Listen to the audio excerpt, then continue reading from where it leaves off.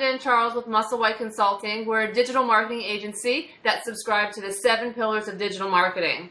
Websites, content, email, online ads, reviews and testimonials, social media, and video. You got to have them all. Absolutely. We even talked about them in our book, but we'll talk about that some other time.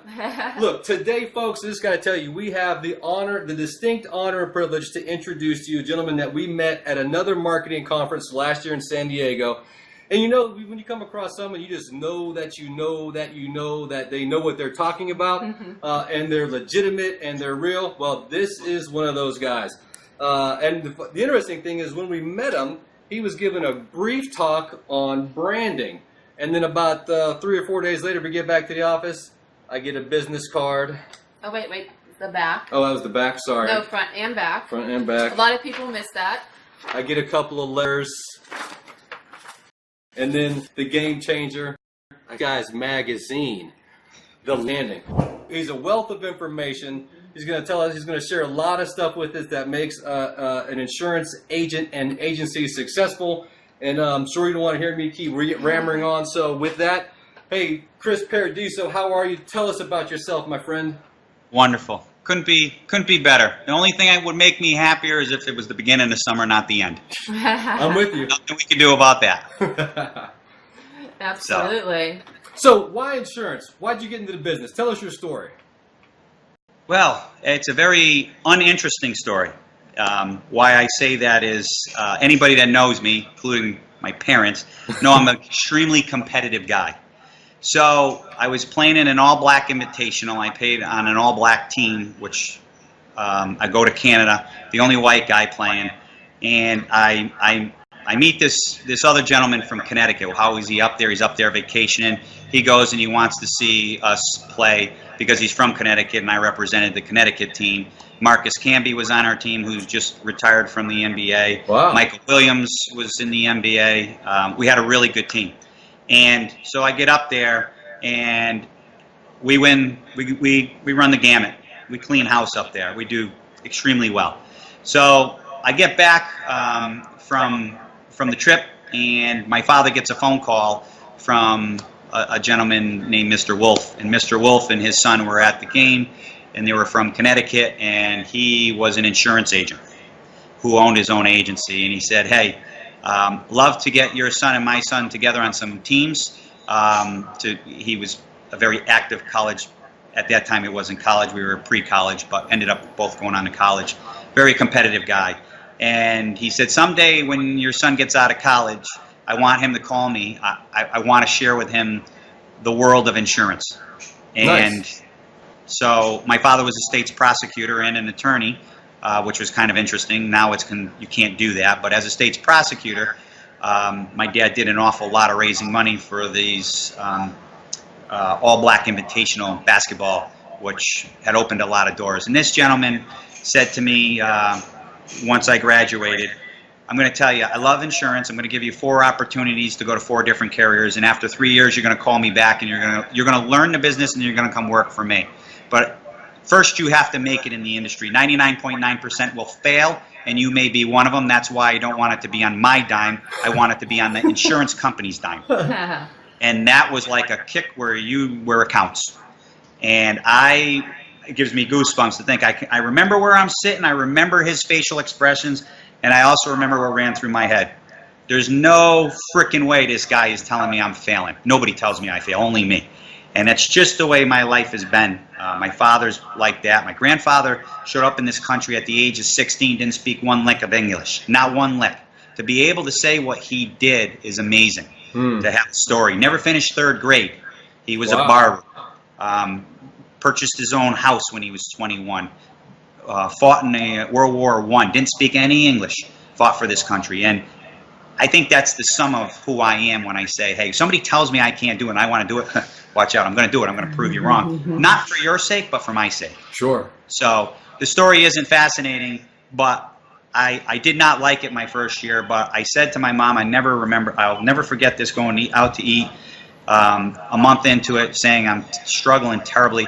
I just hate what I do every day. She looked at me and says, find another industry. And I said, I can't do that. And I said, Mr. Wolf said, 99.9% chances I'm going to fail. And there's no way that I'm going to allow that. And here I am today, 20 years later. And, Wow. and doing okay, I guess, right? Not complaining. Good Lord has blessed me very well. Right on. So, Wow. Hey, so personally, I think that's a great story. One of the things for us is, we tell folks all the time, in insurance, no one wakes up excited to talk to somebody about their insurance. They just don't. But I do know this much. Having spent time, I was a Series 7, Series 66, sold a lot of insurance between the hours of 6 and 9 p.m. at the kitchen table at people's homes. They're more interested in you and making sure that they can connect with you and they can confide in you. They need that story. They want to know. isn't that the only thing that separates you from your competition? Who you are, what you believe in, what you stand for, how you relate to people. It's the only thing that separates me from the other 59 to 60,000 independent insurance agents, or however. I mean, it's thousands and thousands of them. It's the only thing that separates me is who I am. It's the only thing. I agree. And so, folks, I want to just make one statement here. So, to me, 60,000 agents is legitimate, and success leaves clues. You want to be more, you got to do more. You want to be, where someone else is at. Look at what they're doing. Don't copy them, but emulate what they're doing and make it yours. Make it your own personal story, your own personal brand, and that'll attract the right folks. Because when we first got started, you had those clients where they call you and you're like, "Oh, don't pick up the phone. I don't want to talk to them today." Well, what we realized is we really were being true to who our story was, and we were putting some nonsense out there, and it was attracting the wrong people. And that was a difficult one for us to shift. When we mentally shifted what our message was going to be, who our target audience was going to be, it was almost like overnight we had alignment, and things made it a whole lot easier. A whole lot easier. Yeah, and I think when you're true to yourself and your purpose, things happen. People are attracted to you. For sure. Well, you're the average of the 5 people you hang around with most, so choose wisely.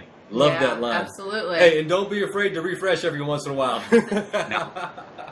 And can I tell you something? I recently did. I never felt better.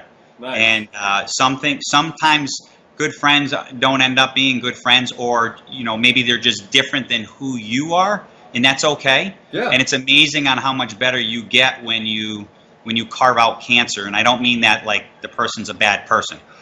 It's just the person and I have different morals and ethics, and together, to me, I'm probably hindering him and he's hindering me. We're both two on different wavelengths. And I got to tell you, happened about 2.5 months ago. Huge stress reliever, kept me laser focused, and what's happening now is just unbelievable. Mm-hmm. And replaced them with somebody who should have been in there 6 months, a year ago. Nice. So when you say that, that is the absolute truth. It's okay. As another one of our mutual friends says, there's not wins and losses, there's just wins and lessons. Absolutely. It's the truth, isn't it? You don't lose if you learn. Exactly. You won't lose if you don't learn. So we're focused on talking about marketing for insurance agents, insurance agencies, and independents specifically. My question to you, and everything that you're doing right now, what do you see as the number one challenge to these people that are out there today?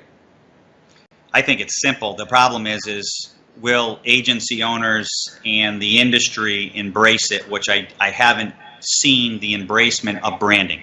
By far, it's the number one thing. I can tell you I'm on Facebook. I can tell you how to make money on Facebook. I can tell you how to make money on Twitter. I can, we can go down the gamut. I don't care if you go to Pinterest. We have a huge following on Pinterest, but the following on Pinterest, which is a visual content marketing social platform, just as Instagram, right? At the end of the day, if you're spraying and praying, you're not getting anywhere. So if you don't have a brand, the number one thing insurance people, I don't care if it's an insurance agency owner, I don't care who it is, you need to create a brand guide to understand what are the guidelines of what your brand is, who it is, what does it stand for, and what are the colors. Key, a brand guide. The number one thing I could tell any agency out there, and it's amazing because I'm starting to see more and more agencies getting better in the social world, but there's no direction. What are they saying? What are they standing for? Winston Churchill always said, you have enemies? Good. That means you stood for something in your life. You're never going to please anybody or everybody. Yeah. So what you stand for is okay. I stand for standing for the flag. And people recently beat me up on social media. It's okay.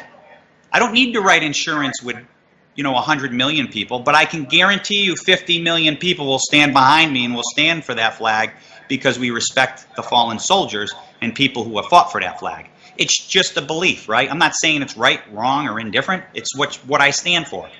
And at the end of the day, every agency needs to stand for something. And I'm not sure that we do, because the biggest thing I always ask people is, if we were looking at, just like even your consultant business, and I own a brewery and a hair salon in the building here, and I always say one key thing. If someone looks in from the outside to that glass door, what are they seeing? If they're seeing the same thing as everywhere else, you got a problem.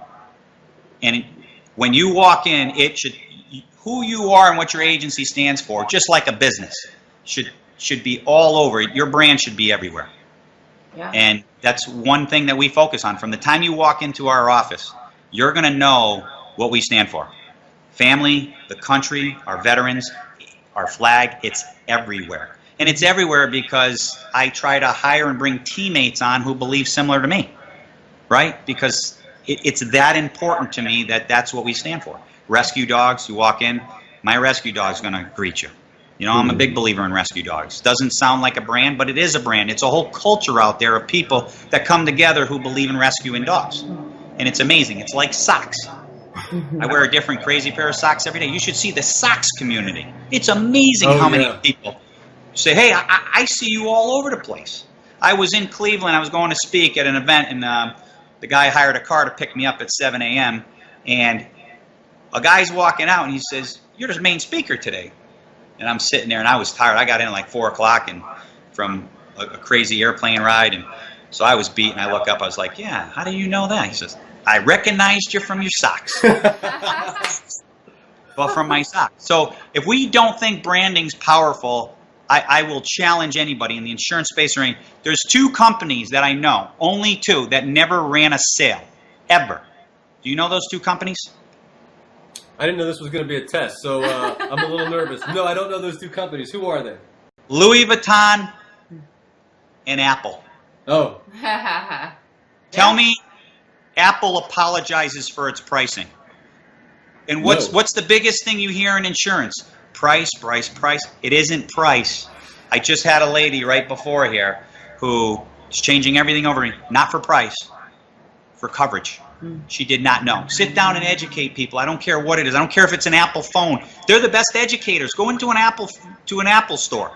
They want to share. I mean, they innovate my kids. My kids will be there 2 hours. It's like a babysitter. I'm buying stuff that I didn't even go in to buy. But they're mesmerizing.